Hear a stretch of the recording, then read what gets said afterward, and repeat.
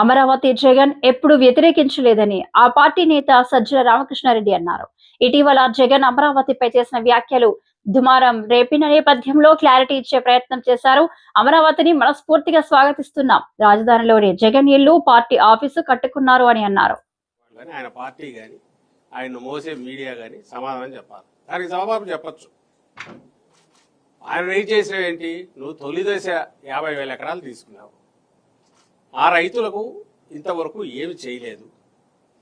దీనికి సంబంధించి అక్కడ ఏది చేయకముందే మళ్ళీ 50,000 ఎకరాలకు వెళ్తున్నావు.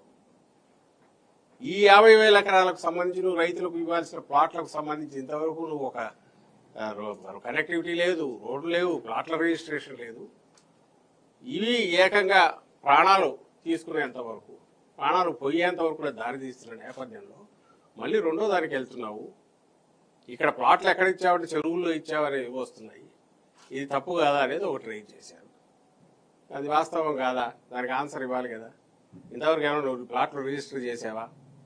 లేదా ప్లాట్లకు సంబంధించి ఎవడైనా కొనే రకంగా ఉందా?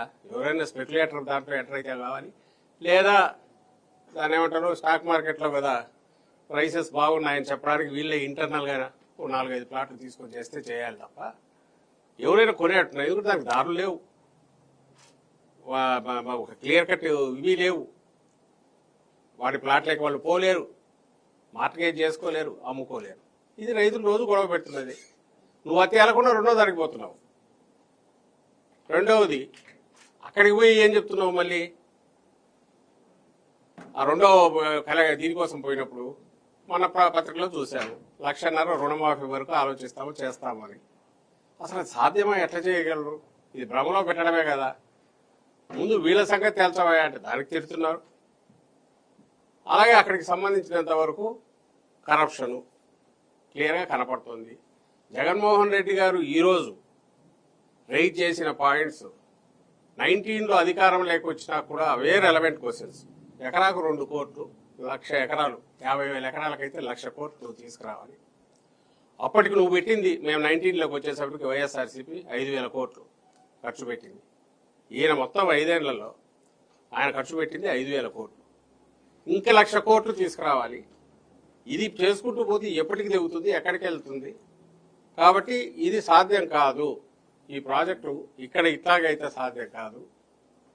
అందుకోసం ప్లస్ ఇంటర్నల్ స్కామ్లు, రకరకాల అసైన్డ్ భూముల కుంభకోణము, లేదా వీళ్ళే కొనుక్కోవడాలు, ఇవన్నీ బయటకు వస్తుంటే వీటన్నిటి నేపథ్యంలో దీనికి న్యాయం జరిగేట్టు ఇక్కడ ఒక రాజధాని, మిగిలిన చోట్ల డీసెంట్రలైజ్డ్ డెవలప్మెంట్ కోసం రాజధాని వైజాగ్ ఎగ్జిక్యూటివ్ అక్కడ పెట్టాలని అప్పుడు అనుకున్నారు. సరే, వాట్ ఎవర్ హిస్టరీ అయిపోయింది.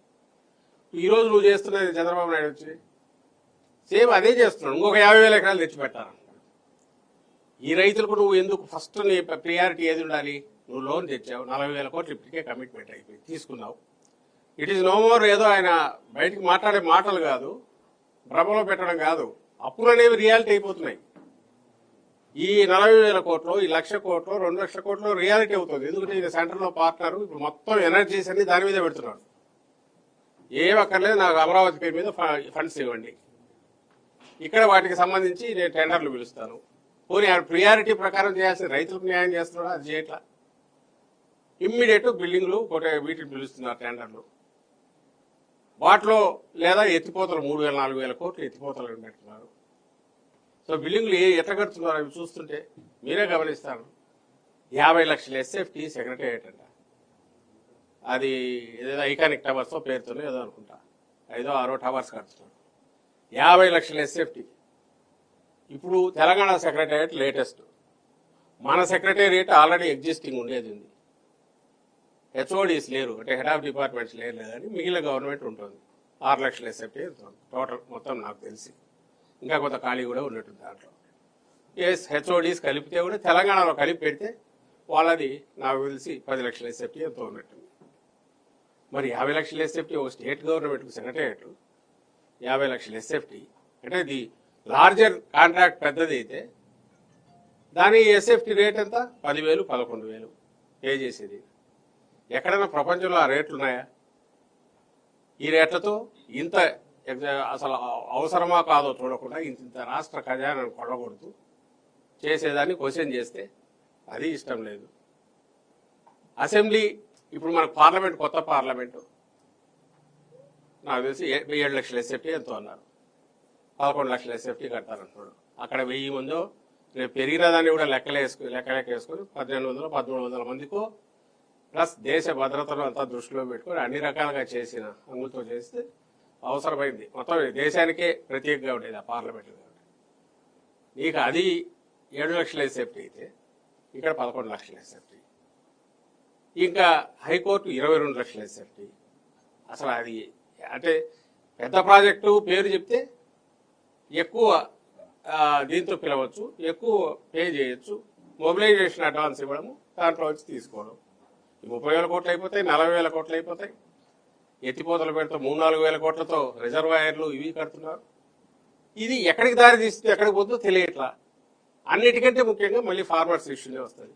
స్టేక్ హోల్డర్స్, ప్రధాన స్టేక్ హోల్డర్స్ రైతుల దగ్గర భూములు తీసుకొని టాప్ ప్రియారిటీ వాళ్లకు ప్లాట్లు చేసి ఇవ్వాల్సిన దాన్ని నువ్వు చేయలేదు. ఇది క్వశ్చన్ రైజ్ చేసింది. దాని మీద వాళ్ళు రియాక్ట్ అయిన